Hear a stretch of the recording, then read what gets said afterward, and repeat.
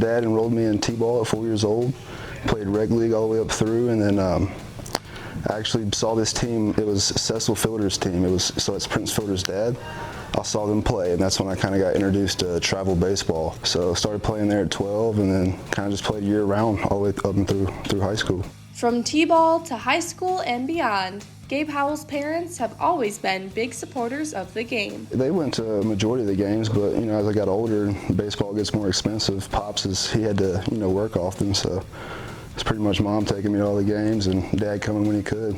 With hard work, his family behind him, and a Player of the Year award, he had big things following his senior year of high school. I was drafted by the Braves in 2016 out of high school. It was surreal, especially being a hometown kid, it being my favorite team. It was just, it was all, falling into place, it seemed like. I ended up signing with them and playing that first year until I ended up breaking my hand, and then had to rehab that year, and then went on to get released the next spring training. So I was actually, driving a tractor, working at a plant for one of my aunts or whatever, and didn't know if I was going to play again. I knew I would, but didn't know where. And then NAIA school, Bryan College, ends up calling me out of Dayton, Tennessee, and I was like, absolutely, I'll come play. Like anybody that would come let me come play. I was there for maybe 1 year, and then I transferred to Georgia Gwinnett, which was top of the line NAIA program. Shout out them, shout out Coach Sheets, but it's a great program. Love those guys over there. Ended up winning the national championship with those guys. It's one of my favorite moments playing. Definitely motivated me, and then maybe got some other eyes to start noticing. And who exactly noticed him?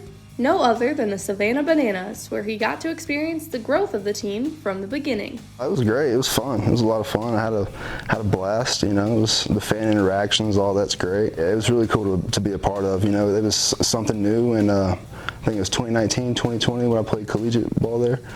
And it was new. They would get like the pitchers that weren't pitching that day or something, do some goofy stuff. But what's crazy is Jesse Cole, the owner, he was actually talking about the stuff in 2019. Some of the stuff they're doing today. Like I remember him saying specifically they were going to do it. So really cool to see him put that together. I just felt like I still had more to give to the game of baseball versus banana ball. To get back on the track of baseball, he first played for the Washington Wild Things. Then came the start of the Range Riders. Phone rings, and I get a call from this manager out of Georgia saying he's going to build a baseball stadium out in Montana.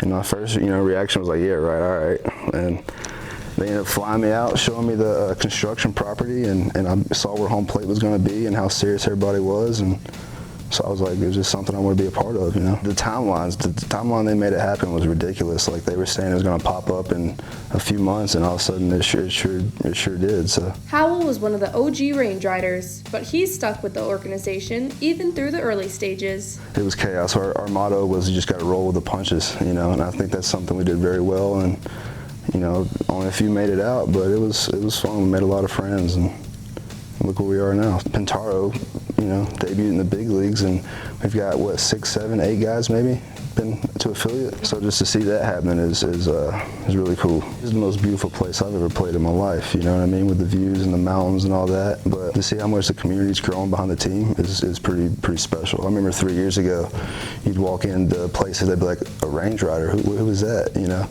And now you see our logos everywhere, stickers everywhere. People were excited about it. So. And part of that excitement comes from Gabe, his personality, and the howls you hear from the crowd as he steps up to home plate. I just be myself. I try to be 100% myself every day, and just, of course we have off days, right? But you get your teammates to feed. We got a bunch of faucets in here. Like I like it. There's 2 types of people. You got your drains and your faucets, right?